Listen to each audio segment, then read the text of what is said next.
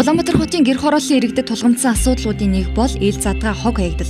Албан бус хогийн цэгүүд үүсэх явдал юм а. Тэгвэл Сүхбаатар дүүргийн 16 дугаар хороонд манай гудамж миний гэр өрөөнд ор тухайн хорооны иргэд оршин суугчид нэгдэж амьдрах орчноо цэвэрлэн сайжруулах энэхүү төслийг Азийн сангийн дэмжлэгтэйгээр хэрэгжүүлсэн юм а.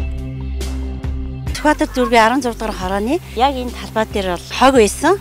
Иргэн тойрныхаа иргэдийн оролцоон дээр тулгуурлаж энэ хогийн цэг биш болгож цэвэрлэж ингэж тогтчулсан юм а. Иргэдийн оролцоон дээр тулгуурлаж одоо хог хаягдалгүй амьдрах юм боломжтой юм а гэдгийг энэ одоо бидний энэ туршлага харуулж байгаамаа.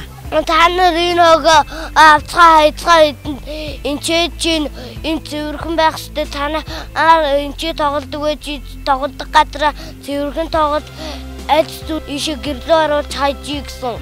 Харин иргэдийн санаачлага дээр тулгуурлан хийсэн энэхүү ажлыг олон нийтэд сурталчлах зорилгоор эх орон Монголын үндэсний телевизийн цэвэр хот төсөл хамтран ажиллаж байгаа юм. Төслийн хүрээнд 4 хур хогийн цэгийг цэвэрлэж, гарын дорх давхир хаягдал материал ашиглан орчныг тогтжуулж, иргэд амралт чөлөө цагаа өнгөрөх газар нэгээр нэмэгдсэн байна.